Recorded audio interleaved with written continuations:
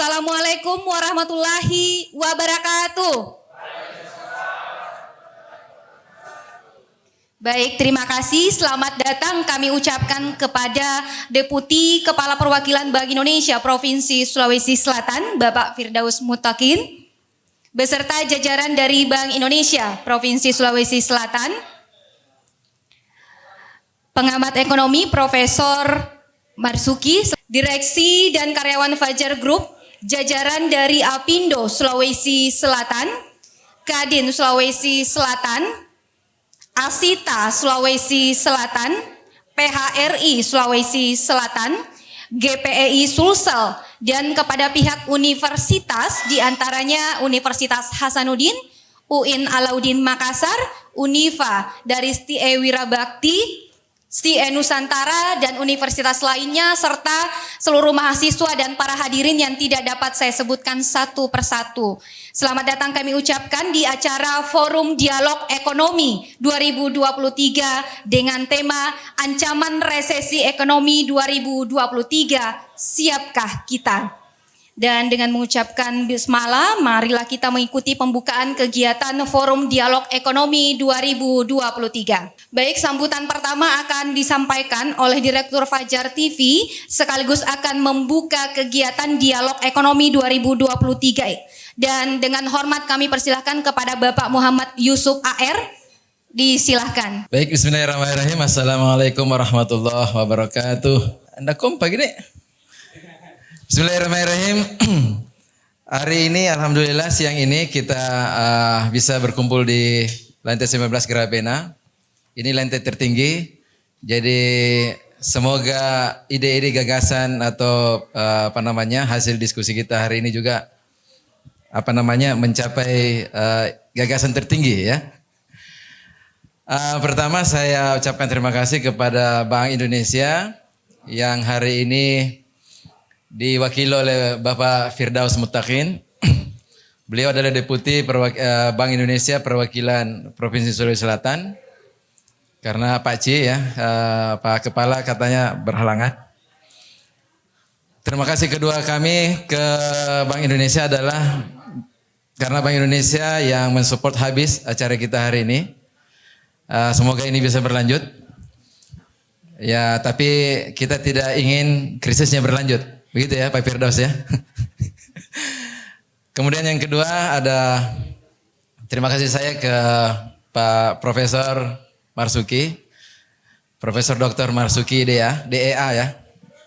Beliau adalah anggota keluarga besar Fajar sebenarnya. Karena sepulang dari Prancis sekolah dulu tahun 97. Beliau langsung diorbitkan oleh Fajar ya. Waktu itu saya masih reporter magang. Ya. Di orbit sama Fajar Group dan alhamdulillah sampai hari ini menjadi guru besar dan sudah pernah menjadi penasihat Bank Indonesia ya, kalau tidak salah ya.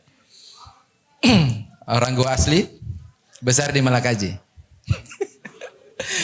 Ya, luar biasanya hari ini adalah kita bisa krisis, resesi, dan itu sesungguhnya sudah dibahas oleh Pak Profesor Marzuki tahun 97 melalui disertasinya yang meramalkan bahwa tahun 98 Indonesia akan kena krisis.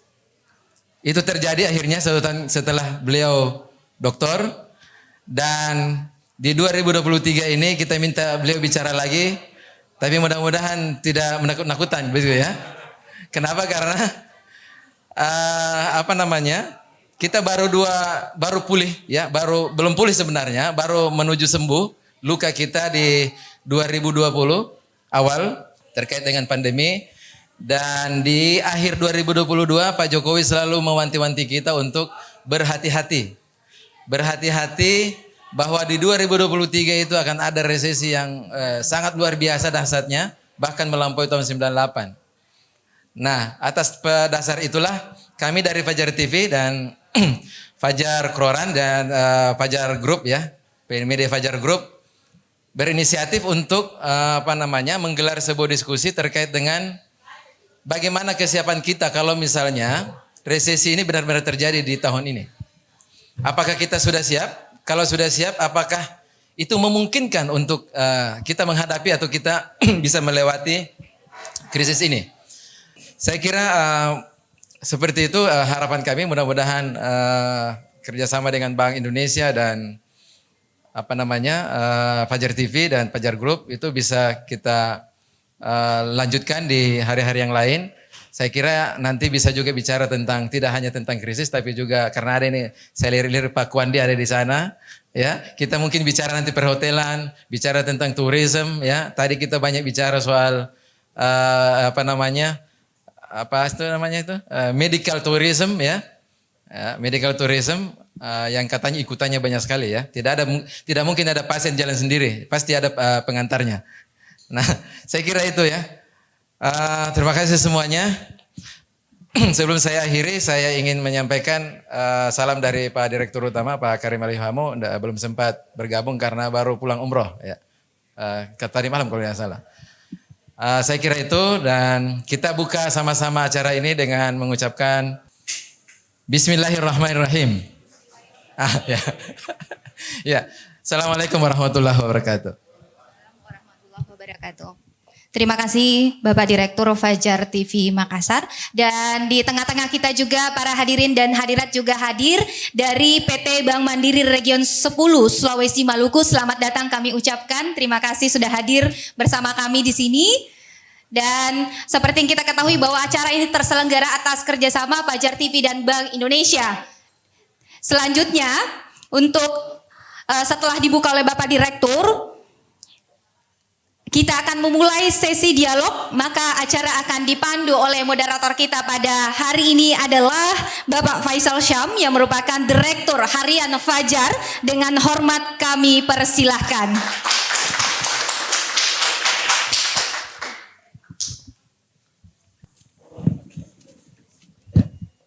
Terima kasih Mbak Tika yang cantik dan baik hati. Selamat siang untuk kita semua. Hari ini 9 Maret 2023, tepat 68 hari kita telah memasuki tahun 2023. Tahun yang disebut orang sebagai tahun yang penuh tantangan, tahun yang sangat dinamis, tahun kalau teman-teman Tionghoa mengatakan bahwa tahun kelinci air, ya, sebanyak kelinci air, yaitu kita harus lincah, ya. Ketika orang mengatakan bahwa tahun 2023 inilah tahun tantangan, maka sebaliknya adalah tahun peluang untuk mendapatkan cuan lebih banyak. Ya, oleh karena itu kita akan diskusi dalam forum dialog ekonomi dengan bahasan ancaman resesi ekonomi 2023. Siapkah kita? Tapi sebenarnya teman-teman ketika mengetahui tema kita kali ini, dia protes kepada saya, kenapa resesi? Ya, kita ini tidak resesi, yang ada adalah resepsi. Ya, buktinya Makassar macet, kenapa? Pekantin. Ini teman-temannya Pak Kuandi Salim, hotel-hotel di akhir pekan penuh Pak, penuh. Ya, untuk cari parkirnya susahnya. Ya, itu berarti tidak resesi. Ya, tapi bagaimana sebenarnya apa yang terjadi di kita? Kalau misalnya ancaman itu resesi itu datang, siapkah kita? Nah, kita akan tampilkan dua orang pemantik yang sangat luar biasa bersama-sama kita di sini. Ada Pak Muhammad Firdaus Mutakin, ya.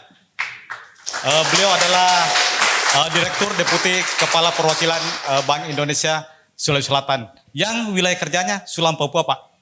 Sulawesi, Maluku, Papua. Setengah Indonesia di bawah penguasanya Pak Firdaus. Tapi maaf Pak Firdaus, Pak Firdaus ini apa kaitannya dengan Firdaus Oli? Yang yang bisnisnya itu di mana-mana, ya, yang memperpanjang Firdaus Oil, ya, Firdaus Oil. Jadi Pak Firdaus ini sebelum deputi di Bank Indonesia Sulawesi Selatan, beliau adalah deputi Bank Indonesia di Jawa Tengah, dan sebelumnya mereka lama di Singapura, di ekonomis di Amro, ya, Amro Singapura. Ya, silakan Pak mengambil tempat. Kita berikan aplaus kepada Pak Firdaus. Ya selanjutnya tadi disebutkan oleh Pak Direktur Fajar TV Pak Yusuf Air bahwa di tengah-tengah kita ini ada seorang profesor. Profesor yang lahir dan putra asli dari Malakaji. Malakaji itu saya bisik-bisik tadi Pak Firdaus bahwa Malakaji itu tempatnya penghasil sayur yang terbaik di Indonesia. Ya, begitu Pak. Sampai memenuhi Kalimantan ke Jakarta. Dan beliau adalah Bapak Profesor Dr. Marzuki DEI. Ya silakan Pak Prof. Ya.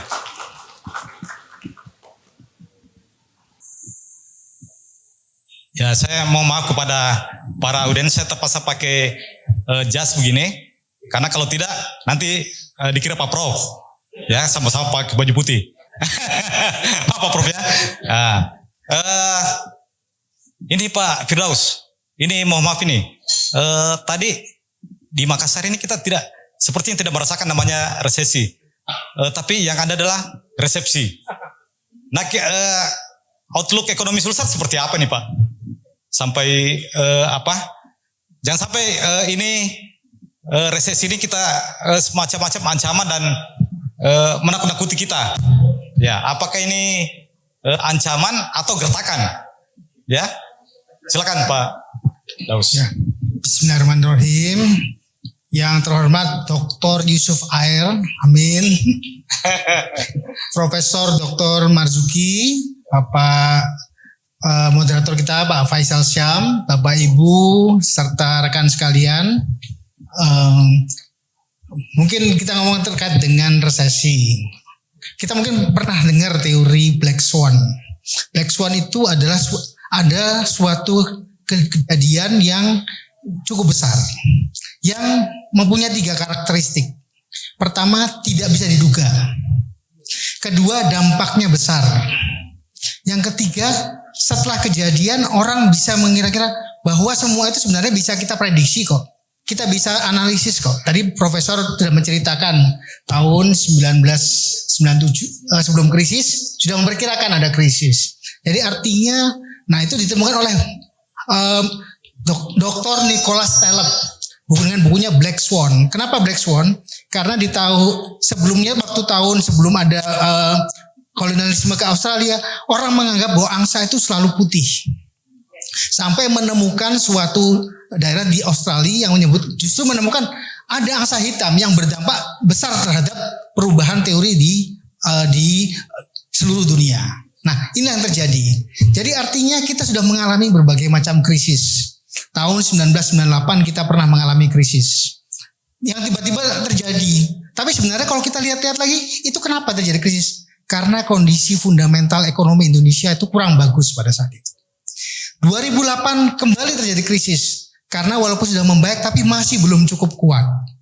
Tahun 2018 sempat terjadi krisis, ketika pandemi itulah terjadi krisis. Sebenarnya itu semua ada sebab musababnya yang kita akan dapat ketahui nanti setelah krisis ini lewat. Nah, dalam hal tersebut kita tahu bahwa perekonomian global akan melambat. Di Amerika sendiri pertumbuhan ekonomi itu tahun 2021 sempat negatif, kemudian tiba-tiba tumbuh 5% tahun 2021. Tetapi 2022 melambat jadi 2%-an.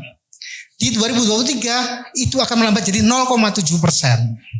Ini yang terjadi. Karena apa? Ketika terjadi pandemi, orang sudah mengurangi produksinya, aktivitasnya, sehingga ketika aktivitas berkurang, demand akan berkurang. Nah, ketika demand berkurang, produksi akan segera berkurang ngimbanginya. Nah, ketika pandemi sudah lewat, yang terjadi adalah terjadi supply disruption istilahnya. Itu apa? Ketika orang sudah mulai aktivitas, ternyata tidak bisa diimbangi oleh sisi supply. Tahun 2022 kita pernah mengalami kelangkaan shipping, kelangkaan kontainer. Kenapa? Karena orang sudah mulai ekspor kemana-mana. Orang sudah mulai melakukan kegiatan perdagangan ke seluruh dunia. Tetapi tidak diimbangi oleh servis perkapalan. Kemudian kalau kita ke Belanda, Schiphol, sekarang untuk orang berangkat ke tujuan lain itu perlu antri 4 jam. Karena memang waktu itu ketika terjadi pandemi orang mulai diistirahatkan, ketika naik lagi itu semua belum siap. Nah, efeknya apa? terjadi inflasi. Inflasi inilah yang terjadi tahun 2022. Yang tiba-tiba orang baru sadar, oh ketika terjadi inflasi naik. Amerika sempat 10%, walaupun membaik di Desember jadi 6%. Turki bahkan sampai 80%, walaupun sekarang sudah 60%. Kemudian Sri Lanka bahkan 70%. Inggris yang biasanya inflasi 0, berapa? Di atas 10%. Jadi artinya, nah kondisi itulah yang menyebabkan beberapa bank sentral mulai melakukan pengetatan dengan menaikkan suku bunga kebijakan. Nah inilah yang menyebabkan ketika suku bunga dinaikkan, maka perekonomian langsung melambat. Nah bedanya di luar negeri, semua inflasi itu direspon dengan kenaikan suku bunga. Kenaikan Fed Fund Rate itu sebesar 450 basis poin. Kenaikan 8 kali Fed Fund Rate naik. Yang dari 0, sampai 0,25 sekarang 4,5 sampai 4,75%. Itu Fed Fund Rate. Nah itu yang terjadi. Semua inflasi itu direspon dengan suku bunga. Efeknya apa? Perekonomian akan melambat. Sementara inflasinya tidak otomatis melambat. Itulah yang terjadi. Sehingga tahun 2023 ada potensi bahwa perekonomian melambat yang diimbangi dengan inflasi yang naik. Itu yang disebut dengan stagflasi. Nah inilah yang kita hadapi. Jadi artinya walaupun ini di luar negeri, walaupun itu di Amerika, itu akan berdampak pada kita. Jadi orang nganggap, oh nggak ada resesi. Ya memang iya, tapi artinya kita harus tetap optimis, tapi harus waspada. Memang kita lihat sekarang belum ada dampaknya. Karena begitu terjadi perlambatan perekonomian, dampak pertama adalah permintaan impor dari negara lain akan berkurang. Pasti dampaknya ke ekspor Indonesia. Ketika ekspor berkurang, produksi akan berkurang, investasi akan melambat. Nah, itulah yang terjadi. Jadi artinya walaupun sebenarnya tidak terjadi apa-apa karena pertama, struktur perekonomian Indonesia sekarang sudah cukup kuat. Karena kita mengalami berbagai macam krisis 98, 2008 mulai meningkatkan resiliensi. Cadangan devisa kita sekarang 140 billion US dollar di atas kebutuhan untuk ketika terjadi krisis. Kemudian rasio utang kita relatif bagus. Nah, artinya apa? Dengan kondisi itu, maka suku bunga BI rate atau policy Bank Indonesia ini akan nggak besar. Cuma sebesar 225 basis poin. Bandingkan dengan 450 basis poin di Amerika. Kalau dulu ketika Fed Fund naik, maka kita naikannya lebih besar, jauh lebih besar. Sekarang dengan fundamental ekonomi yang lebih bagus, kemudian resiliensi yang lebih bagus, kenaikan suku bunganya tidak perlu tinggi. Karena apa? Kenaikan inflasi yang terjadi di Indonesia itu lebih banyak dari sisi supply. Maka jawabannya harus dari sisi supply. Maka ada tim TPID yang ada di Indonesia. Mungkin itu sementara sudah bisa menjawab. Jadi Pak Daus tadi apa? Krisis ini kan fundamental kita kuat, ya. Tapi yang terjadi di Indonesia juga ada krisis yang lain. Krisis cinta. Ya, sampai-sampai ada banyak orang India, orang dari luar negeri untuk mencari sesuatu di Indonesia, ya. Pak Prof. Ini tadi kita fundamental Indonesia kuat ini. Yang krisis itu sebenarnya terjadi di resesi itu terjadi di Amerika, Cina, dengan Eropa. Nah kira-kira dengan Indonesia seperti apa? Ya saya nambahin Pak Pak Firdaus ya. Makasih banyak udah saya diajak ngumpul-ngumpul sini sama teman-teman ya. Krisis yang kita alami ini sebenarnya kalau saya dari sejak pertama tidak pernah percaya begitu sebenarnya ya. Oleh karena itu setiap tulisan saya di Harian Fajar hari Senin itu saya tidak pernah menjadi orang yang pesimis melihat apa yang kita alami. Karena yang sebenarnya berat itu memang negara maju Pak. Kalau kita bandingkan data negara-negara maju, Amerika, Eropa dan sebagainya, memang mereka itu yang paling berat. Tadi sampaikan inflasi, ya aliran modal, ya konsumsi turun dan seterusnya. Indonesia kalau kita lihat kan hanya satu periode aja itu turun. Mulai dari 2018 turun 2019 turun 3 lebih, sudah itu negatif, sudah itu terus naik. Nah alasannya kenapa itu tadi karena memang fundamental ekonomi kita itu sudah cukup lah. Fundamental ekonomi kita ini sebenarnya berbasis pada pengalaman. Orang Indonesia ini termasuk orang yang paling sangat elastis dalam melakukan penyesuaian dengan persoalan yang dihadapi. Jadi dia tidak selalu shock karena pernah mengalami, setelah itu diatasi. Nah, sehingga resiliensi lah istilahnya Pak ya. Resiliensi daripada pelaku ekonomi kita itu, terutama pemerintah, menurut saya itu sudah cukup bagus. Sehingga cepat sekali direspon. Nah, beberapa kebijakan dari, kalau kita lihat dari kenapa ini bisa krisis atau tidak krisis, kan sederhana sekali. Lihat aja sebenarnya indikator ekonomi itu tadi Pak ya. Pertumbuhan, inflasi, pengangguran, kemiskinan. Saya lihat tadi data yang dibandingkan diterbitkan oleh United Nations itu memang Indonesia tidak selalu gawat sekali, tapi memang yang lain gawat Pak. Nah, jadi bisa dikatakan sebenarnya apa yang kita alami ini memang sesuatu yang bisa terjadi di beberapa negara yang basis ekonominya itu tidak kuat. Karena krisis ini supaya kayak hentakan aja kan dimulai dari perang itu Pak ya.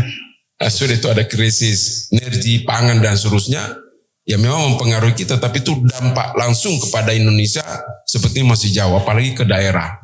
Karena struktur ekonomi kita itu basisnya memang sudah mumpuni lah kira-kira. Kalau kita lihat dari sekitar 9 sektor, 17 sektor, 45 sektor, sub-sektornya, basis kita kan perekonomian kita memang pertanian Pak ya. Dan itulah yang menjadi basis krisis kalau memang terjadi. Energi kita punya, pangan tidak usah dibilang. Yang persoalan adalah bagaimana mengelola ini yang sebenarnya kita belum siap. Tetapi kalau dikatakan orang krisis kita bisa mati, kayaknya susah juga itu. Tapi Pak Prof, ya. Saya potong sedikit. Tadi bicara tentang pertanian yang begitu kuat, ya. Tapi kemudian kenapa ada impor ketika kita panen? Nah, ini salah pengelolaan aja sebenarnya. Karena persoalan kita di sini adalah itu tadi saya katakan, kita sudah punya, tapi kita tidak mengoptimalkan, memanage dengan baik bagaimana potensi basis ini menjadi sesuatu yang sebenarnya unggul. Seharusnya Indonesia ini lebih makmur lagi pada saat krisis, karena orang sekarang banyak tidak makan. Kita dengan basis pertanian, seandainya pertanian kita itu dikelola dengan benar, waduh, kita menjual sekarang Pak. Sama dengan tahun 98. Kan begitu. Orang susah ya kita makmur-makmur aja. Terutama di basis pertanian. Karena memang diperlukan. Berapa dunia sekarang manusia memerlukan makan. Dan krisis itu terukur sebenarnya kalau mulai terganggu makannya orang. Mulai kesenangan makannya kurang. Dia sulit untuk menikmati hidupnya. Itu baru krisis. Kalau yang lain itu belum terasa krisis sebenarnya. Jadi kalau kita mampu menyiapkan pangannya, selesai. Kemudian energi, kemudian informasi, teknologi yang tetap aman itu sudah selesai. Nah, kalau kembali lagi ke Indonesia, Indonesia ini basis ekonominya terus terang ada beberapa daerah memang mungkin berat, ya. Kemudian di kawasan apa ya, enggak tahu lah, NTT dan sebagainya. Seperti misalnya Papua termiskin tertinggi, misalnya ya. Sebenarnya enggak boleh terjadi itu kan. Kekayaan apa yang tidak ada di Papua? Mineral banyak, iya kan? Pertanian sudah luar biasa, hujan tidak berketentuan, tapi kok kenapa bisa banyak orang miskin? Nah, berarti ini persoalan pengelolaan. Jadi saya pikir di Indonesia ini kukarnya hanya satu. Bagaimana mengelola sumber daya ini sedemikian rupa, sehingga benar-benar bisa menjadi potensi, bukan hanya potensi memenuhi kebutuhan hidup dari rakyat, tetapi juga menjual. Nah, di negara lain misalnya, taruhlah misalnya contoh di Perancis. Di Perancis itu Pak, dia menjual barang kalau ada kelebihan barangnya. Kalau kita ini menjual yang kita sendiri sebenarnya masih kekurangan. Nah, itu logikanya kan. Kenapa? Karena kita berharap dengan menjual kita dapat uang. Pertanyaannya siapa yang mengekspor itu? Siapa yang menjual itu? Kita tidak tahu apa-apa. Ya itu memang agak sensitif lah kira-kira ya. Misalnya seperti tambang. PDB Sulawesi Selatan dari ekspor nikel. Saya biasa tanya dengan Pak Gubernur yang lama. Pak, bagus sekali pertumbuhannya tinggi, share-nya luar biasa. Saya hanya tanya siapa yang punya itu? Apakah itu masuk ke orang Indonesia? Enggak ada. Jadi tingkat eksploitasi ekonomi, saya kebetulan sekarang sedang melakukan perhitungan Pak. Tingkat eksploitasi ekonomi di seluruh kabupaten kota ini saya sudah tahu. Mana yang paling tereksploitasi ekonominya tidak dinikmati rakyat, itu ada berapa kabupaten Pak. Terutama daerah tambang. Ciri-ciri eksploitasi ekonomi itu adalah, ya kemiskinannya tinggi sekali, pertumbuhannya tinggi sekali. Lucu kan? Dalam logika ekonomi itu tidak perlu terjadi. Itu artinya bahwa Ada bahkan daerah di Sulawesi Selatan ini 89%. Berarti 89% itu dinikmati oleh yang mempunyai sumber daya, bukan yang mempunyai sumber daya, yang mengelola sumber daya hanya 12% dinikmati oleh masyarakat sekitar. Itulah eksploitasi ekonomi. Jadi ya mungkin Residen saya sedang menulis ada 5 daerah di Sulawesi Selatan yang bisa diharapkan makmur dan sejahtera. Ya saya kasih gambaran sedikit tuh. Ada berapa daerah itu. Nah daerah lain kaya sumber dayanya, tapi karena tidak dikelola. Ada juga kaya begitu, tapi yang kelola orang lain. Di sini kesalahan siapa? Itu yang sebenarnya menjadi tanggung jawab otoritas. Otoritas itu siapa? Ya tentu dari pemerintah pusat sampai ke bawah. Ya. Sehingga persoalan ini menjadi persoalan yang sebenarnya tidak perlu mengkhawatirkan kita gara-gara orang susah, kita lebih susah. Hanya kita perlu berbenah. Inilah masanya kita melakukan transisi atau transformasi kebijakan yang memihak kepada pengelolaan sumber daya basis. Kalau tidak, kita ketinggalan dan kita jangan ikut-ikut masuk mengelola justru yang dikelola oleh orang yang sudah menikmati. Ini banyak kebijakan sekarang saya lihat begitu. Justru kebijakan ini membantu orang-orang yang sudah menikmati apa yang sudah dinikmati sekarang. Ya, bicara tadi tentang otoritas, saya kira otoritas itu juga ada di Bank Sentral kita, Bank Indonesia. Nah, bagaimana nih Pak Daus memandang itu tadi? Kenapa di daerah yang menjadi wilayah Sulam Papua ini banyak yang daerah kaya, tapi kemudian masyarakatnya di bawah rata-rata? Ya permasalahan tadi saya sambung tadi bahwa Sulawesi Selatan itu mempunyai modal yang kuat, modal yang bagus, didukung oleh ketahanan pangan. Jadi suatu negara yang bisa tumbuh sustainable itu mempunyai ketahanan pangan yang bagus. Itu satu, ketahanan energi tadi. Terus kemudian ketahanan ekonomi dan keuangan, itu yang harus dijaga. Nah, di kita memang lumbung pangan kita tahu. Sulawesi Selatan itu merupakan lumbung pangan keempat secara nasional. Jadi Jawa Timur, kemudian Jawa Barat, Jawa Tengah, kemudian Sulawesi Selatan. Nah, permasalahan di daerah lumbung pangan sama, saya juga dari Jawa Tengah sebelumnya. Jawa Tengah juga lumbung pangan, tetapi justru yang menjadi penyebab inflasi adalah pangan-pangan yang dihasilkan itu sendiri. Kenapa? Karena masalah pengelolaan pasca panen yang kurang bagus. Jadi artinya gini, petani waktu menanam pertaniannya atau tanamannya itu mereka hanya bisa menanam tanpa bisa melakukan pemasaran dan segala macam. Nah, ketika mereka sudah menanam pada saat panen, yang ingin dilakukan adalah segera terjual. Nah, efeknya apa? Ketika panen, harga itu akan jatuh. Tapi ketika nggak ada panen, harga itu akan naik. Nah, ketika harga panen itu jatuh, maka mereka segera menjual. Jualnya apa? Banyak sumber-sumber pertanian ini akan keluar ke daerah Sulawesi Selatan, ke Jakarta, ke Jawa, kemudian ke daerah timur. Nah, akan lebih bagus ada pengelolaan pasca panennya. Jadi ada istilahnya kalau permasalahan lagi bahwa katakanlah beras di Sulawesi Selatan itu rendemennya tinggi. Jadi artinya untuk bisa diserap oleh Bulog itu masih di bawah standar Bulog. Nah, kita perlu upaya untuk meningkatkan kualitas dari hasil panen kita. Satu, perlu ada proses namanya hilirisasi di pertanian.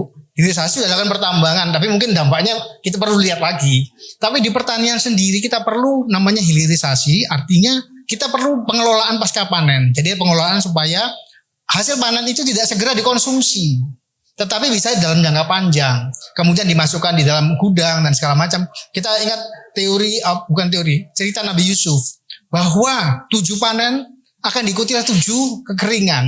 Jadi ada perlu pengelolaan. Nah, ini yang permasalahan kami sudah melakukan di tim TPID, akan berusaha untuk meningkatkan pola pengelolaan panen, pengering padi, terus kemudian pengelolaan kultivator dan segala macam, dan pergudangan. Ini yang menjadi isu di daerah-daerah lumbung pangan adalah gudang. Kalau seandainya bisa katakanlah bahwa panen itu sekitar 10-20% di daerah itu sendiri, dikelola sendiri, bukan langsung keluar. Karena kalau kita kan begitu panen langsung keluar, begitu kita kekurangan kita justru ngambil dari daerah lain. Notabene harganya akan lebih mahal. Itu terjadi bukan hanya di beras, cabai, bawang merah dan segala macam yang justru notabene adalah diproduksi oleh Sulawesi Selatan. Nah, perlu upaya untuk pengelolaan pasca panen supaya dia bisa disimpan jangka panjang dan bisa kita pakai kalau seandainya diperlukan. Jadi itu Pak isunya bahwa saat ini perlu upaya untuk pengembangan. Terus kemudian jangan kemudian kita melihat bahwa sekarang ada pertambangan banyak.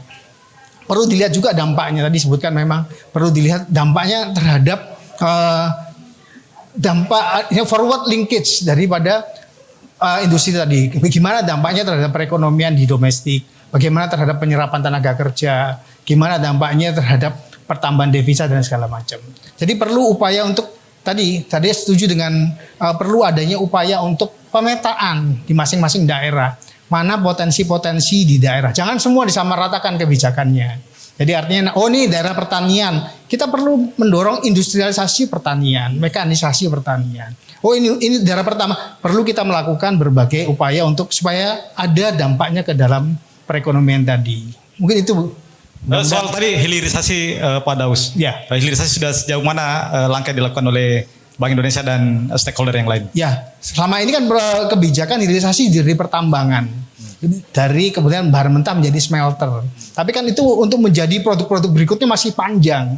Perlu upaya untuk terus. Nah ini perlu ada upaya, kan ada kewajiban untuk melakukan transfer knowledge.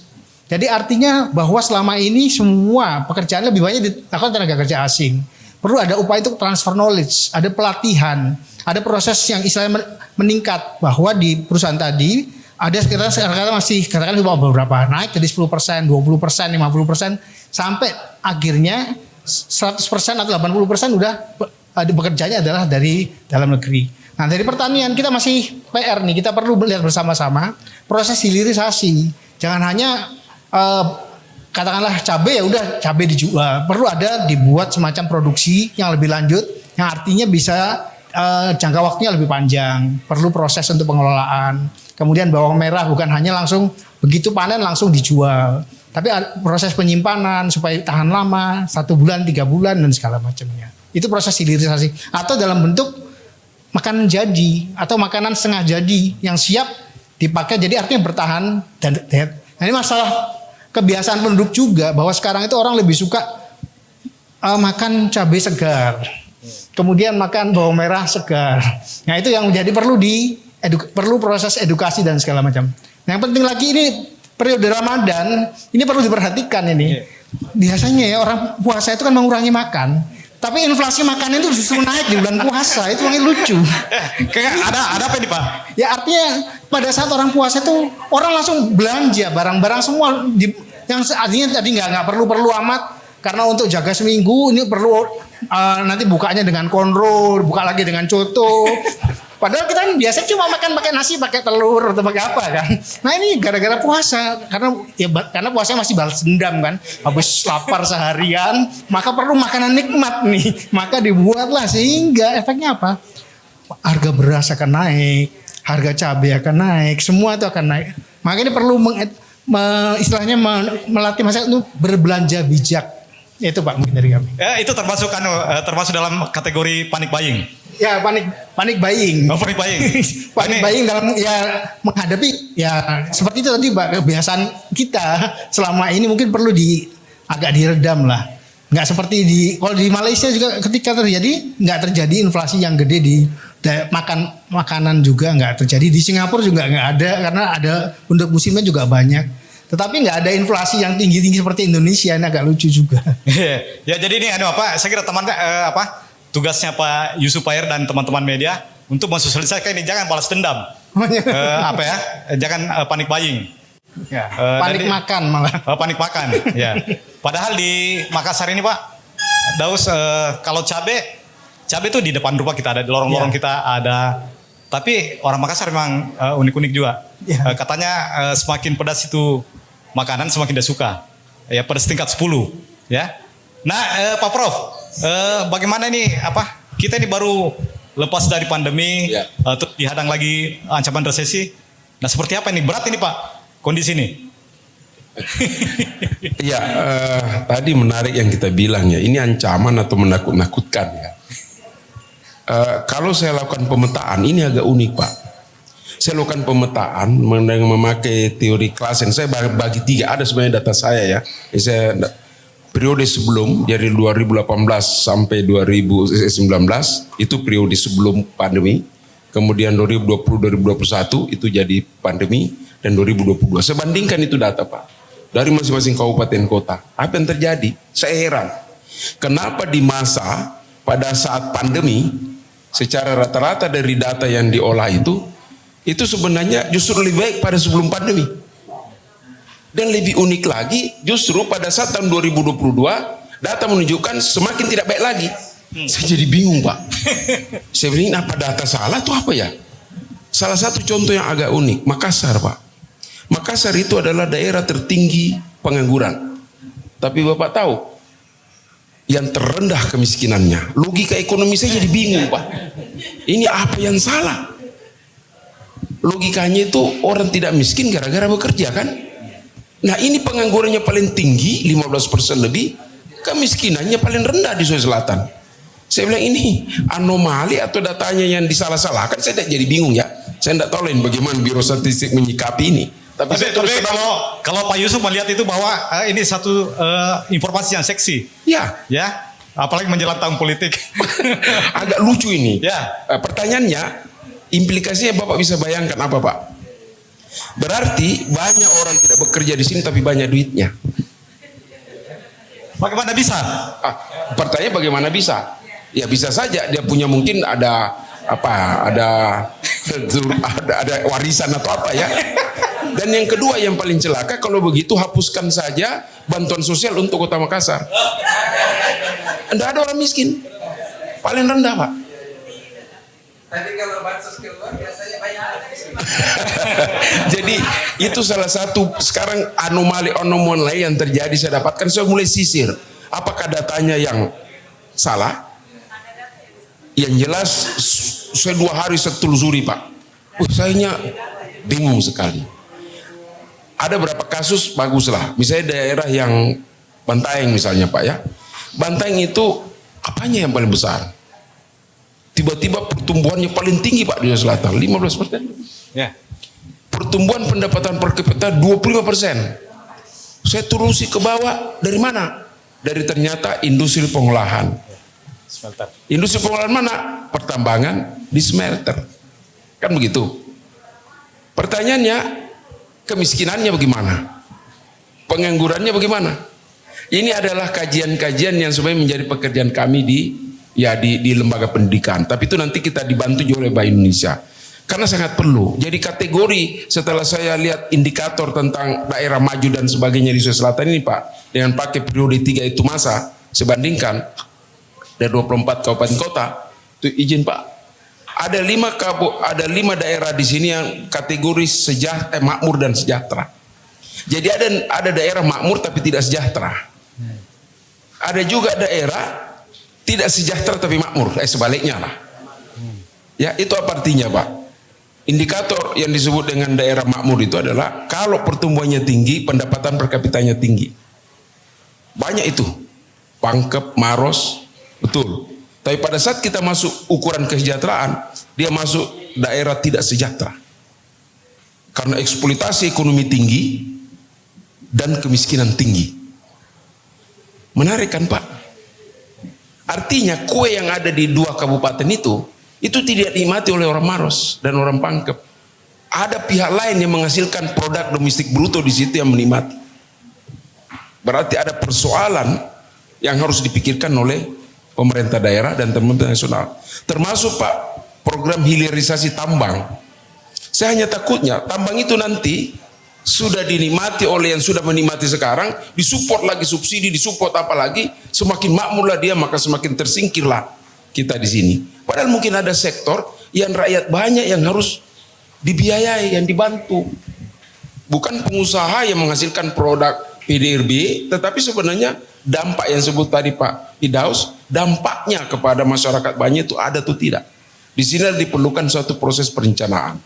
Karena yang berbahaya berbahaya kalau kita jadikan indikator kemakmuran itu dari pertumbuhan atau pendapatan nasional Pak, atau pendapatan itu berbahaya sekali. Karena yang disebut dengan pendapatan nasional mungkin sekedar refleksi saja. Seluruh pendapatan yang diperoleh oleh satu daerah tanpa melihat siapa yang menghasilkan. Kalau artinya setan pun menghasilkan dihitung juga. Dicatat juga. Tapi pada saat kita pilah, di situ mulai kentara. Itulah eksploitasi ekonomi itu. Ternyata itu dinikmati oleh orang yang menghasilkan, tidak dinikmati oleh banyak yang lain. Nah, Ini sama artinya bahwa ke depan memang ini masa transisi untuk menyusun kebijakan yang lebih banyak memihak kepada masyarakat banyak. Dan itu tidak sulit Pak, sebenarnya kalau memang ada keinginan ke situ. Jadi bukan hanya mengejar misalnya cadangan devisa tinggi. Saya minta maaf Pak, biasa pikir salah saya.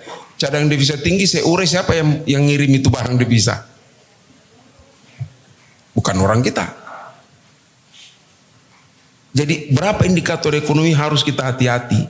Yang kita perlukan yang disebut dengan sesuai amanah undang-undang dasar itu adalah negara sejahtera, makmur dan sejahtera. Sejahtera itu ujungnya. Pada saat kita cerita sejahtera itulah tadi Pak, bagaimana memberdayakan potensi basis sumber daya ekonomi masyarakat sehingga bisa dinikmati masyarakat itulah disebut dengan ekonomi berkelanjutan Pak ya, keuangan berkelanjutan dan seterusnya. Jadi bukannya sekedar politik bagaimana meningkatkan nilai, kalau nilai itu tidak mempunyai manfaat, itu beda. Nilai itu makmur tapi manfaatnya itu adalah kesejahteraan. Kalau manfaatnya hanya dinikmati oleh sekelompok orang ya susah. Ya sepertilah sekarang kan katanya orang ya 1% penduduk di Indonesia menikmati hampir 60% PDRB. Karena memang itulah yang menghasilkan barang. Dan kita tidak bisa salahkan Pak. Karena mereka pelaku menghasilkan barang. Hanya masalahnya kalau kita sebagai orang ekonom, sebagai akademisi seperti saya, kerjanya memang hanya mempelototi itu. Jadi saya biasa juga menyesal juga Pak jadi ekonom itu Pak, karena sakit hati melihat data-data itu. Ya antara gembira tapi ternyata kurang gembira. Ya, saya kasih pengalaman dulu zaman Pak Sahrul. Itu tadi saya cerita besar sekali, tapi langsung saya bilang Pak, siapa yang menghasilkan itu? Dia bilang hati-hati kau ngomong Marzuki. Itu sama dengan kau mau kritik atau entah kasih ingat. Tidak usah yang kau bicara itu. Ya tapi itu kan perlu Pak. Kalau kita tidak ada yang bicara, tidak ada yang ingatkan. Karena sebenarnya teman-teman pengusaha itu adalah mitra yang bisa kita bernegosiasi dan bisa melakukan suatu pendekatan.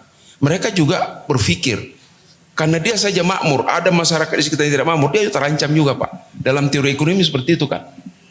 Jadi ada harus kewajibannya, itulah sebenarnya CSR sebenarnya kan Pak ya. Tapi itu kan tidak dikoordinir juga. Tapi sekarang pemerintah provinsi sudah berupaya. Menurut saya itu adalah suatu hal yang bagus. Sehingga harus ditarget adalah itu kira-kira orang-orang yang punya nilai tambah yang menghasilkan produk di suatu wilayah, itu yang harus diperbanyak dia punya CSR. Jadi CSR itu harus dilihat dari berapa nilai yang didapatkan dari Sulawesi Selatan ini, kemudian itu nanti yang ada kewajiban kalau perlu dipresentasi Pak. Jadi jangan merata orang yang pendapatannya sedikit dan orang yang lain, sama juga dengan pajak, begitu sebenarnya. Jadi kembali lagi menurut saya tidak ada alasan bagi kita untuk krisis selama kita mampu mengelola. Bagus saya sampaikan Pak Firdaus, mengelola pada saat direncanakan, mengelola saat pelaksanaan dan mengelola pada saat setelah pasca. Itu yang kita sebenarnya lambat. Krisis ini seandainya kita mampu mengelola pertanian kita sejak lama menjadi sumber potensi. Orang krisis di mana-mana Pak, kita ketawa setengah mati Pak. Kita lah orang yang bisa menghidupkan dunia dan terkenal Indonesia. Ya kan? Karena disebut Indonesia negara yang bisa menghidupi makan oleh seluruh umat manusia yang ada di bumi yang mengalami krisis pangan. Ya kan? Wah ini keren. luar biasa nih perbincangan kita semakin menarik tentang bagaimana tadi ini ada juga anomali Pak Prof ini. Banyak orang kaya tapi tidak punya uang. Nah ini saya kira semakin menarik nanti kan menjadi teman-teman nanti pantik diskusi kita. Pak Kepala Deputi, Pak Firdaus, Pak Profesor Marzuki, moderator dan para hadirat yang sama saya muliakan. Menarik tadi saya mendengar beberapa kata-kata yang ada yang berhubungan juga masalah ekonomi. Ini termasuk adanya namanya kemiskinan, adanya masalah pangan, pertambangan, kemudian juga adanya masalah resesi yang ini. Saya terus terang di tahun 2022 saya sudah diancang-ancang sama teman-teman pengusaha emas karena saya tinggal di Sumbawa, suruh Pak investasi di emas Pak, lebih aman itu kalau kita hadapi resesi. Jadi emas yang disuruh saya kumpulkan Pak, bukan tanah, bukan apa, pokoknya emas katanya lebih aman. Nanti kalau ada apa-apa resesinya harga pasar emas bisa dijual kembali. Nah, tapi saya coba menanggapi saja. Tadi saya tertarik dengan Pak Firdaus mengatakan Pak bahwa hilalisasi memang perekonomian kita ya selama ini mengenai yang kita tahu bahwa sebelum dan sesudah pasca corona ini terus terang kami di bidang pariwisata yang paling terpukul Pak.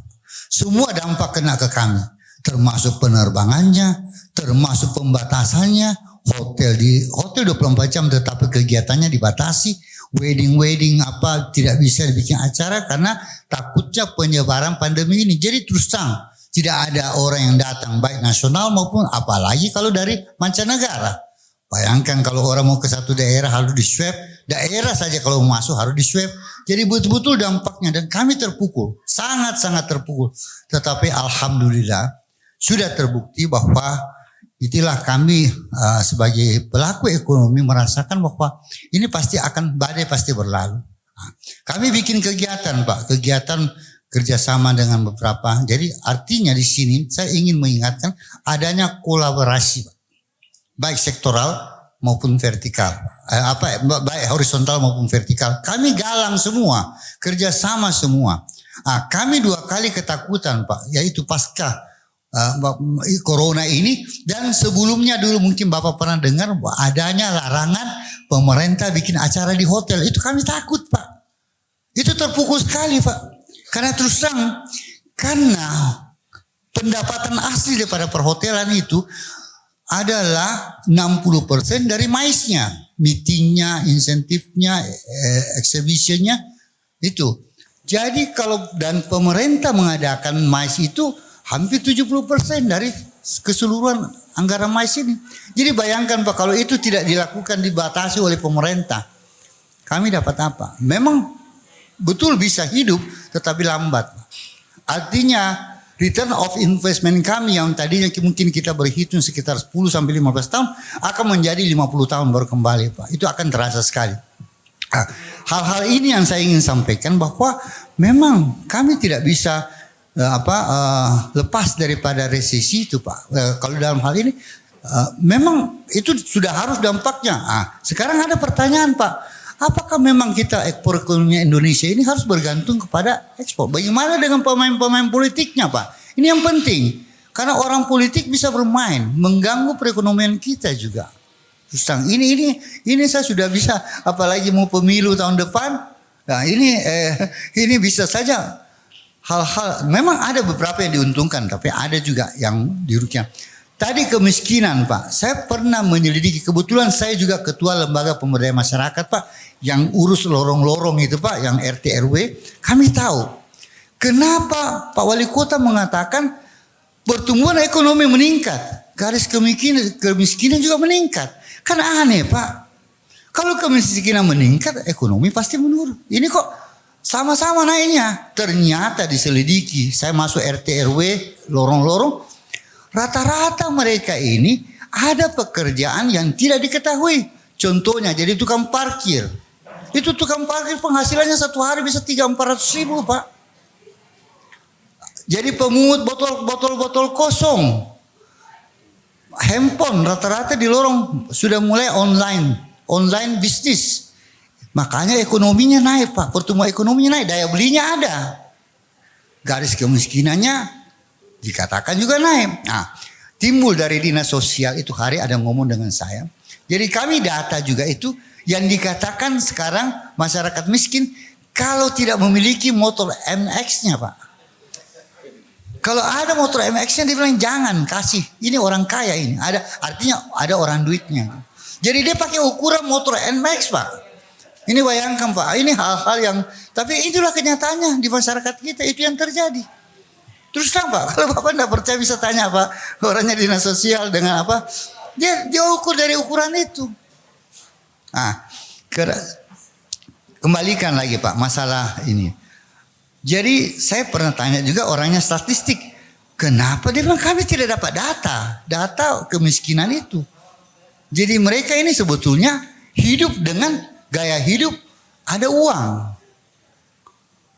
Padahal dikatakan kemiskinan Pak. Jadi memang seperti Pak Prof tadi bilang agak aneh-aneh. Ini juga aneh-aneh Pak. Tapi begitulah kenyataannya. Karena saya terjun langsung ke masyarakat lihat. Ini lorong ini. katanya miskin. Ada motor NMAX-nya Pak. Di mana dia beli? Memang dia kredit Pak. Tapi luar biasa Pak, berani kredit NMAX. Kalau orang pajak bilang, saya telusuri kok. Kenapa kau mampu beli NMAX? Di mana kau punya penghasilan? Itu yang ditelusuri Pak. Nah, kembali ke resesi Pak. Ini hal Pak tadi Pak Deputi mengatakan, bisakah untuk memperbaiki resesi ekonomi kita di 2023 kepada pengusaha-pengusaha yang masih banyak kreditnya, kasihan Pak. Karena dia punya kredit tertinggal waktu pandemi COVID itu dipending Pak. Sekarang disuruh full bayar itu. Bahkan sudah ada ancaman ya, kalau kau tidak bayar saya kasih masuk kategori pilot apa segala macam Pak. Ini mungkin Bank Indonesia dalam hal ini sudah bisa menenggarai, memfasilitasi terhadap bank-bank lain bagaimana supaya ini diberikan kebijakan Pak. Apalagi menghadapi resesi tahun depan lebih hebat. Tahun politik, tahun resesi ekonomi dunia. Ini terasa sekali Pak. Jadi saya punya pertanyaan coba itu saja Pak. Bagaimana dan juga kepada Pak Prof. Bagaimana mungkin bisa bekerja sama dengan pemerintah ya untuk lebih komitmen dengan apa yang dikatakan tentang pembangunan Makassar ini. Bagaimana SDM-nya Pak? SDM-nya di masyarakat Makassar ini contohnya Pak, saya suka berbicara realita Pak. Makassar kota makan enak di Pantai Losari, orang datang makan Pak. Belum dia sentuh 2-3 sendok, 10 pengamen sudah datang minta-minta Pak. Saya tanya tanggung jawabnya siapa? Kan kita baru-baru ini ada rapat forum SKPD ini. Siapa punya tanggung jawab itu? Dinas Sosial, Satpol PP? Apa Dinas Pemberdayaan Perempuan dan Perlindungan Anak? Belum 3 sendok Pak, tidak 10 kali Pak. Ngameng, gitarnya lain, suaranya lain. Jadi apalagi sekarang Bapak lihat bertumbuh itu manusia perak, manusia boneka.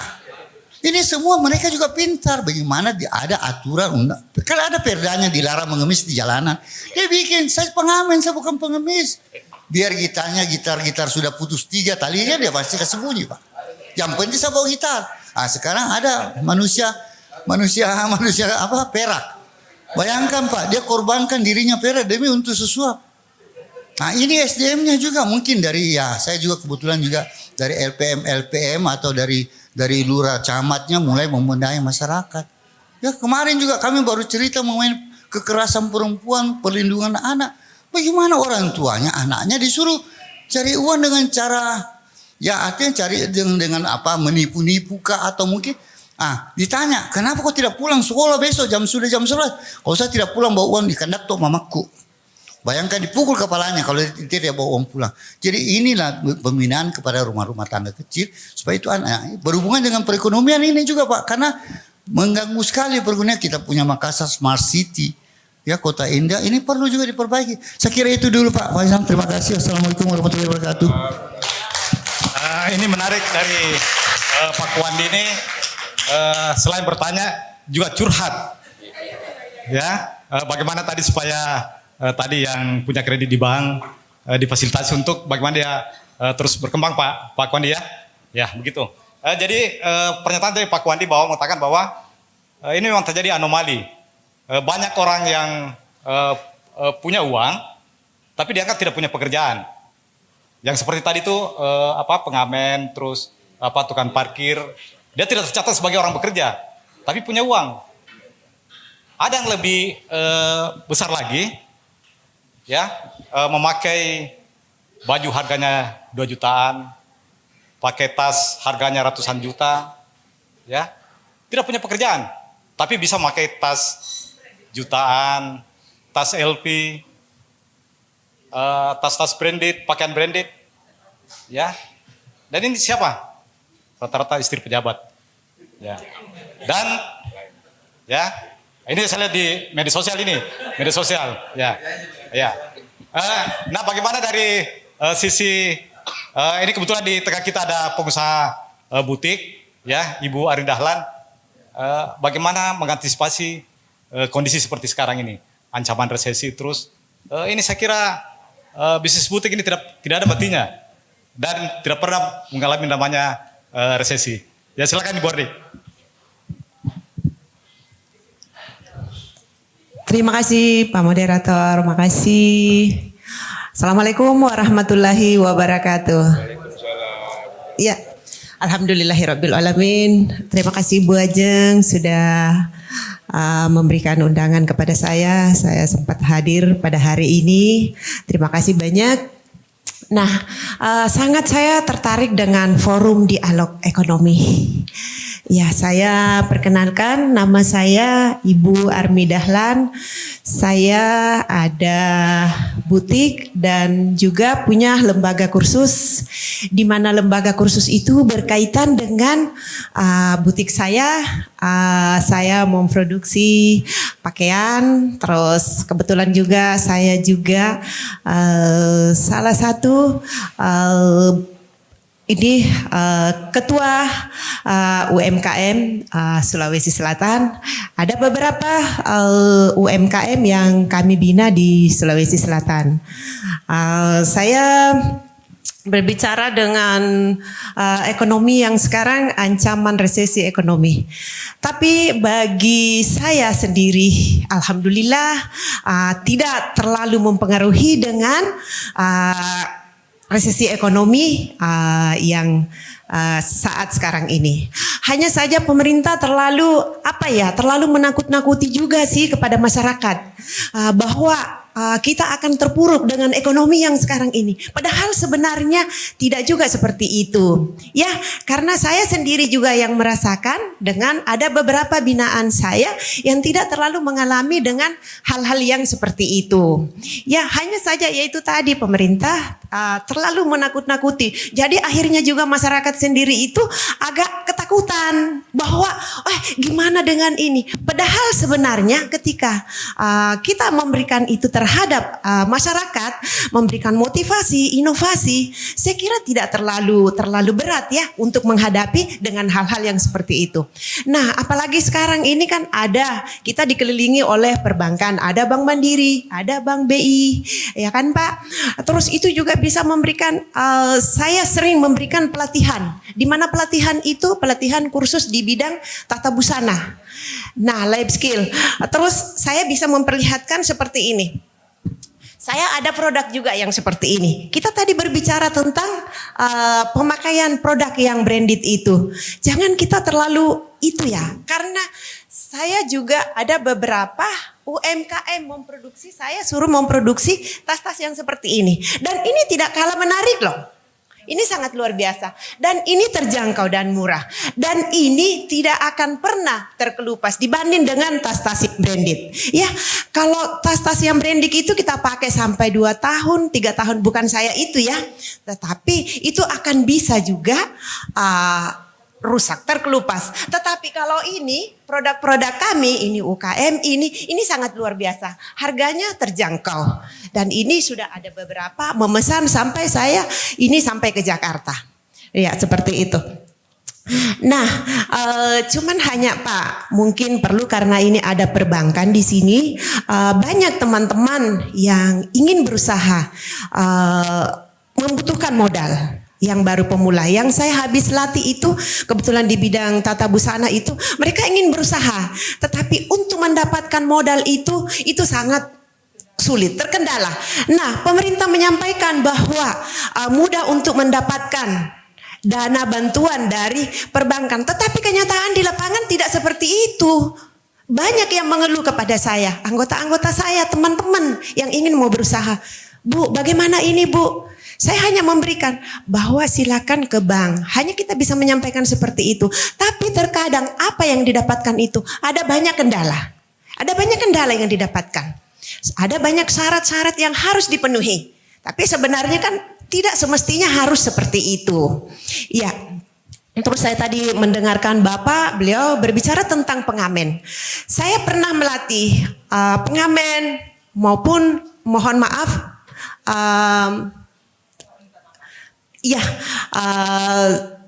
itu waktu 4 tahun yang lalu itu sebenarnya sudah berkurang Pak. Karena kita kasih pelatihan, keterampilan, skill. Tapi kenapa pada saat ini kok malah tambah bermunculan? Itu benar sangat Bapak yang disampaikan oleh Bapak bahwa itu sangat terganggu. Nah, ini bagaimana mengantisipasinya pemerintah? Ya, nah, seperti itu. Saya merasakan kemarin itu sudah kurang karena kita sering memberikan pelatihan. 5 tahun yang lalu Pak ya. Nah seperti itu. Nah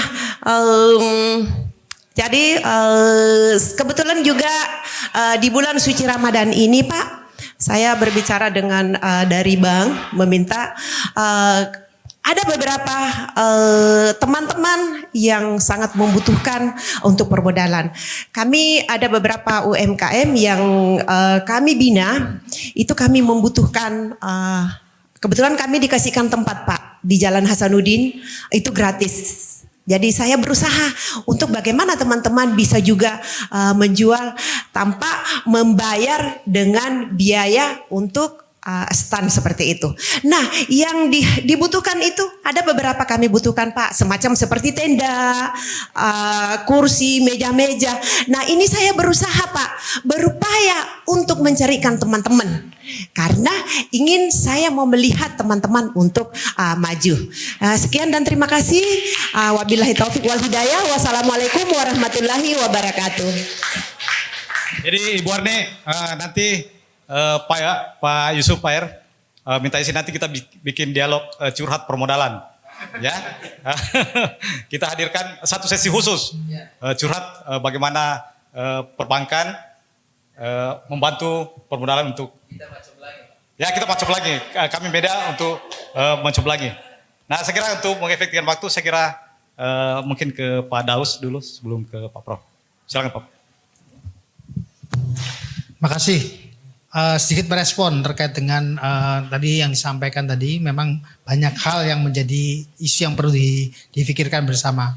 Kita kembali ke Sulawesi Selatan tadi, memang di tengah tadi memang disebutkan orang bilang krisis, ternyata enggak juga. Tapi artinya bahwa istilahnya kita tetap optimis, tapi tetap waspada.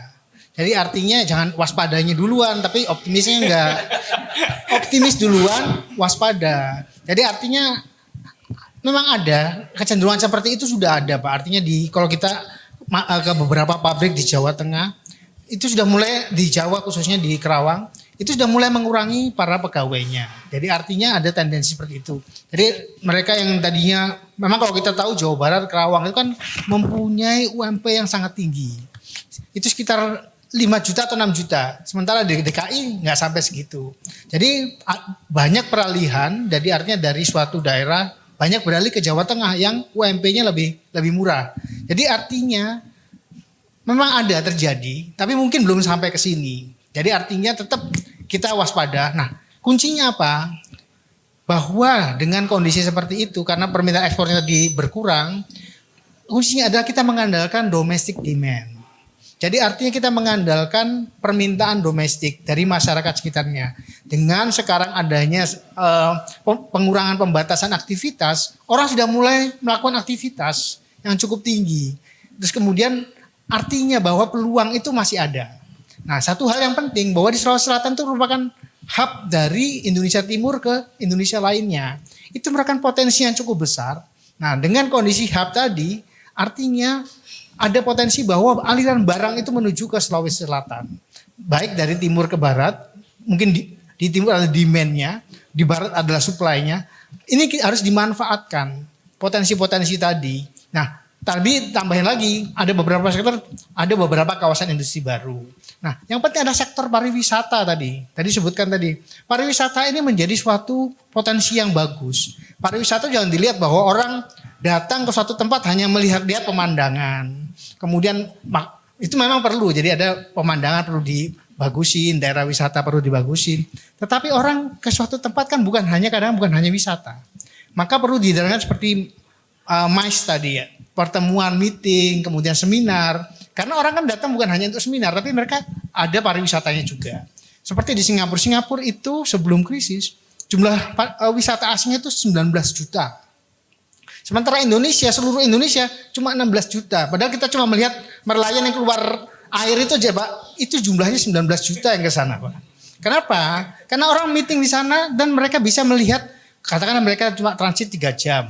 Mereka bisa ke daerah wisata yang dekat, ke Jewel, kemudian ke beberapa tempat. Karena ada transportasi yang memadai. Kemudian orang datang untuk berobat. Nah mereka juga bukan hanya berobat toh, mereka ada pendampingnya. Mereka berwisata juga. Nah, jadi artinya tadi kembali Sulawesi Selatan merupakan hub. Potensi-potensi itu yang bisa diambil. Jadi artinya bukan hanya orang berwisata, notabene ya bisa ke Toraja, bisa ke Bulukumba atau segala macam, Bira dan atau daerah lainnya. Tetapi ada wisata yang lain yang perlu didorong. Di Semarang ini banyak sekali tempat wisata yang perlu dioptimalkan karena orang datang katakanlah untuk pertemuan. Bisa diarahkan untuk berwisata juga. Nah, yang penting sekarang ada wisata yang bagus Pak di luar negeri namanya medical tourism.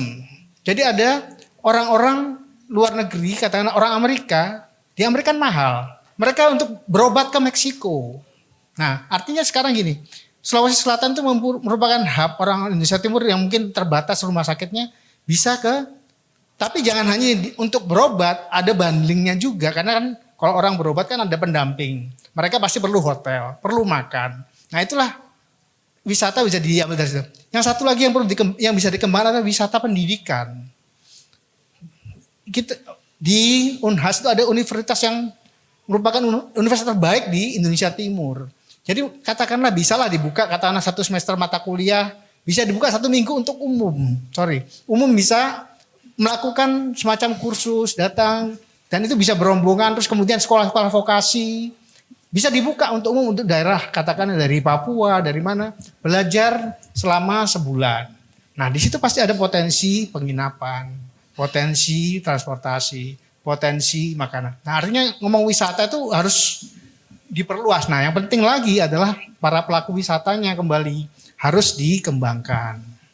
Nah tadi masuk ke masalah tadi pertumbuhannya tinggi, pengangguran naik. Itu suatu hal tertentu sebenarnya seperti itu terjadi ketika pertumbuhan suatu daerah tinggi pasti akan ada urbanisasi masuk. Mereka akan melihat gemerlapnya ibu kota, apalagi Makassar merupakan daerah yang bertumbuh cukup banyak fasilitas, mereka kan datang.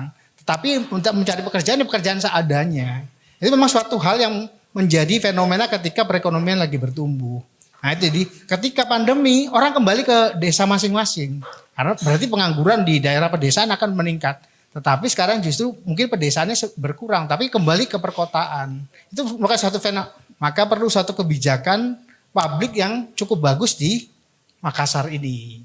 Nah tadi selain kemudian hub untuk wisata, UMKM itu penting. Tadi kami mendukung sekali UMKM ini karena produk-produknya itu merupakan suatu produk yang cukup bagus. Ini menunjukkan resiliensi. Ketika pandemi justru UMKM ini masih bisa tumbuh. Nah permasalahan utama dari UMKM adalah masalah pemasaran. Nah maka perlu adanya fasilitasi untuk pemasaran melalui pameran. Kami di Bank Indonesia melakukan beberapa fasilitasi pameran. Nah, tapi perlu dikurasi lebih lanjut. Terus kemudian baik dalam negeri maupun luar negeri dan pemasaran melalui platform digital. Nah ketika masuk platform digital, orang sudah mulai bersaing, oh ini barang ini lebih bagus daripada barang ini. Yang perlu ada berikutnya peningkatan kapasitas. Nah peningkatan kapasitas itu perlu dilakukan, jadi artinya bukan hanya mereka produksi langsung dijual, tetapi harus dilihat kembali bahwa kualitasnya harus dinaikkan. Karena persaingan sekarang menjadi bukan hanya di Sulawesi Selatan, tapi secara Indonesia atau bahkan secara global. Jadi artinya perlu kapasitas. Nah untuk kapasitas perlu ada pembiayaan. Nah artinya pembiayaan ini menjadi isu berikutnya. Nah pembiayaan mungkin kalau umpamanya yang masih belum unbankable, nah itu perlu namanya ada CSR atau dari program-program pemerintah segala macam. Nah begitu naik sedikit mungkin ada yang namanya KUR yang tanpa jaminan. Tapi begitu dia sudah naik ya memang perlu jaminan itu bagi bank. Tadi sudah diskusi, bank itu kan melihatnya secara bisnis. Kalau meminjamkan pasti harus kembali dong. Dan jangan sampai bukan kayak lembaga wakaf. Jadi orang memberikan terus ya wassalam. Tapi tetap karena bank tidak bisa seperti itu. Makanya tadi syukurnya program restrukturisasi dari OJK itu diperpanjang. Dari harusnya 2023 jadi 2024. Jadi artinya ada kesempatan-kesempatan bagi perusahaan-perusahaan yang masih masalah. Bisa melakukan restrukturisasi hutang-hutangnya. Nah artinya tetap nggak bisa semuanya diserahkan bahwa harus memberikan kredit, tapi tetap perlu ada hati-hati dan segala macam. Nah tadi artinya perlu ada pelatihan untuk menjadi bank UMKM yang tadi unbank tadi perlu ada pelatihan. Di BI itu namanya UMKM subsisten. Ada pelatihan jadi UMKM sudah maju, dia melatih kepada UMKM di bawahnya baik untuk mau melakukan produksi, untuk menjadi input mereka, juga pelatihan keuangannya. Setelah mereka bisa melakukan pelatihan keuangannya, mereka baru bisa mengelola keuangan dengan baik. Ketika mereka keuangannya sudah baik, mereka punya tabungan, mereka punya modal yang cukup, baru bisa ngambil kredit. Mungkin nanti dari teman-teman Mandiri lebih paham terkait dengan hal ini. Jadi artinya ini semua keterkaitan bahwa Indonesia Timur itu, Sulawesi Selatan itu mempunyai kapasitas yang kuat. Pertama, dia merupakan lumbung pangan, merupakan hub, dan itu harus dioptimalkan potensinya. Mungkin dari saya, terima kasih. Ya, jadi tadi semua pertanyaan tadi sudah terjawab, dan ada juga pertanyaan sebenarnya. Kata tadi kredit tanpa agunan. Yang dibutuhkan itu kredit tanpa angsuran. Apakah memungkinkan? Begitu ya? Ya silakan Pak Prof. Sekalian mungkin closing statement. Oh iya, makasih. Jadi kalau tadi kan kita cerita besar-besarin ya. Saya senang karena rupanya kan para pengusaha terlibat di situ. Ya. Karena persoalan perekonomian itu sebenarnya ada di basis pengusaha kan. Jadi kalau dari kebijakan otoritas, itu memang hanya payung besar untuk menuju bagaimana supaya hal-hal yang dianggap penting bisa didukung. Tapi targetnya tentu adalah melibatkan pelaku ekonomi yang terbanyak kan. Nah pelaku ekonomi yang terbanyak itu kan memang di sektor UMKM. Kita itu hampir 98% UMKM. Tapi kita nanti pilah-pilah. Nah sehingga bisa dikatakan itu juga salah satu faktor kenapa sebenarnya Indonesia ini agak terhindar daripada krisis itu gara-gara UMKM itu. Dia bekerja silent ya disebut sebagai ekonomi underground, tapi dia punya nilai. Jadi betul yang tadi Pak Kwan dikatakan, memang bisa masuk akal, banyak pengangguran karena dia sebut pengangguran formal, tapi sebenarnya dia cari uang dengan caranya sendiri. Ya meskipun bikin susah orang lain itu lain masalah.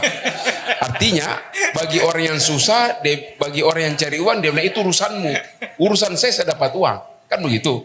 Nah tentu ada di situ otoritas yang seharusnya mengatur, itu menurut saya memang perlu dibicarakan tersendiri. Karena itu berkait dengan sektor-sektor UMKM yang nanti melibatkan banyak pihak ya, seperti misalnya makan-makan pinggir jalan itu Pak ya. Kentaki apa itu? Kelihatan kaki atau kelihatan apa ya? kaki, kentara kakinya. Iya. Itu kan kaki 5. Itu benar-benar hidup loh Pak itu. Itu kalau coba dihitung dia punya nilai tambah uang yang diberikan. Itu kita tidak bisa hitung tapi besar sekali. Dan itu punya rantai-rantai kepada faktor lain, ekonomi lain, pertanian, ya kan? HP-HP semuanya itu kan transportasi, komunikasi. Jadi memang kegiatan ekonomi kebijakan pemerintah itu memang begitu Pak sebenarnya. Dari sisi fiskal kan UMKM itu jadi target. Ya kan? Kemudian dari sisi moneter memang tidak langsung ke sektor UMKM kecuali sekarang BI masuk di PBSB PSI ya. Bantuan sosial BI Pak ya. Tapi itu bisa dikatakan tidak terlalu langsung untuk menyentuh. Yang core yaitu memang pekerjaannya OJK. Jadi 3 otoritas ini sebenarnya sekarang itu menyatu Pak untuk menyusun sendiri target-target kebijakan. Targetnya sebenarnya adalah banyak pengusaha. Nah pengusahanya di leveling dia kan, pengusaha besar di sektor apa, pengusaha menengah di sektor apa, itu sudah dilakukan itu saya lihat. Hanya memang ya yang paling membuat bertahan ini ekonomi itu tadi Pak, pelaku-pelaku ekonomi di bawah pada dasarnya. Itulah yang membuat bertahan. Karena justru saya biasa menganggap karena adanya lah ini pelaku-pelaku ekonomi kecil, maka memberi dampak kepada ekonomi di atasnya, menengahnya, karena itu nanti lahirlah misalnya industri pengolahan dan sebagainya. Kemudian yang di level pengusaha di atas itulah sebenarnya pengusaha-pengusaha yang terkait dengan ekspor lain-lain sebagainya. Nah sekarang pemerintah juga berusaha untuk membantu bagaimana UMKM bisa ekspor melalui yang menengah, ya kan? Nah ini menengah tentu cari lagi mitra usaha yang besar. Jadi rantai hubungan ini antar pengusaha satu, kemudian antar sektor itu terjalin Pak. Tanpa disengaja itu otonom Pak, bukan direncanakan oleh pemerintah. Jadi pemerintah hanya membuat garis besar saja daripada kebijakannya. Persoalannya kalau misalnya ada di antara kebijakan itu memang tidak diharapkan, itu bisa terjadi. Ya kan sekarang juga banyak kebijakan-kebijakan yang dianggap belum tepat untuk bisa mendrive ekonomi yang di bawah, menengah sampai ke atas. Sehingga yang diperlukan misalnya kalau di pemerintah kota, menurut saya memang saya juga cukup aspiratif lah dengan pemerintah kota, karena dia melihat betul potensi ekonomi itu ada di lorong-lorong ya. Itulah yang dia coba bangun, dia cari salahnya di mana mereka itu kekuatannya. Dan melibatkan pihak luar untuk masuk ke situ. Itulah terlibatlah misalnya bank dan sebagainya. Dan sekarang bank itu tentu bagaimanapun sebagai lembaga yang cari untung kan. Dan pasarnya itu adalah siapa yang bisa diberi kredit. Nah, kredit artinya yang paling banyak sekarang ini biasanya di masa susah itu konsumsi. Jadi ciri-ciri daripada krisis itu kalau orang sudah banyak masuk ke kafe, itu ciri-cirinya Pak. Masuk kafe Pak. Nah, dampaknya itu besar loh Pak. Kafe itu memberikan nilai tambah yang luar biasa. Karena dia pusing nggak bekerja, dia pergi ketemu di situ berbicara. Setelah itu dia berbicara secara langsung urusan bisnis. Bisnisnya kecil-kecil Pak. Hanya hubungan-hubungan, tetapi itu mempunyai rantai. Ya, akhirnya mengembangkan bisnis-bisnis lain yang seperti ibu tadi.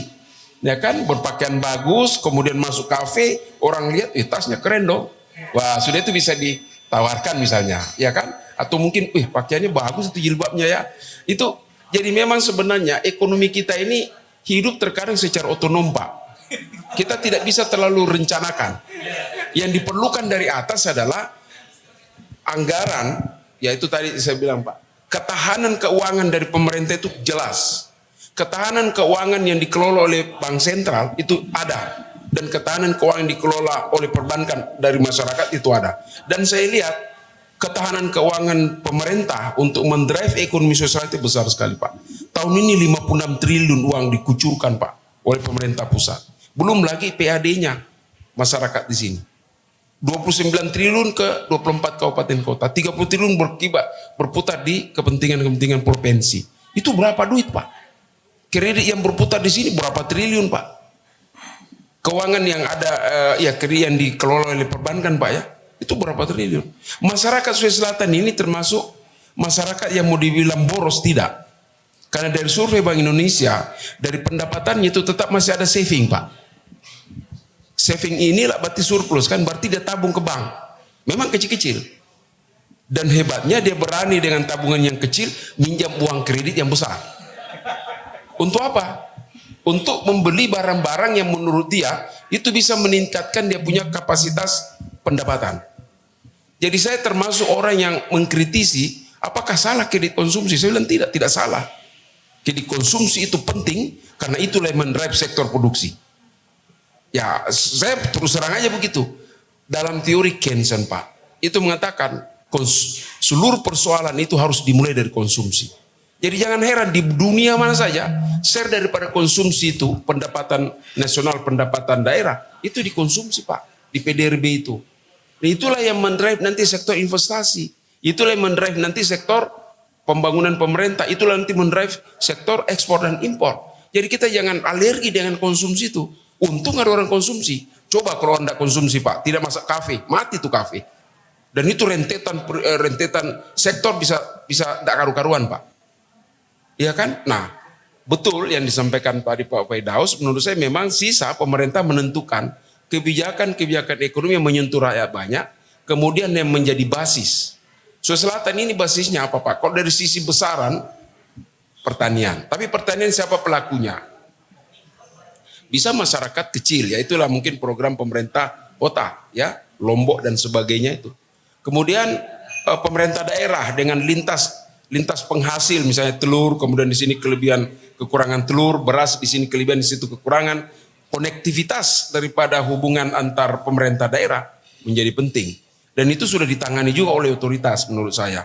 Ya, misalnya kebijakan terakhir Pak ya, BI bagaimana menghubungkan konektivitas antar daerah, Kalimantan kekurangan beras dikirim dari sana.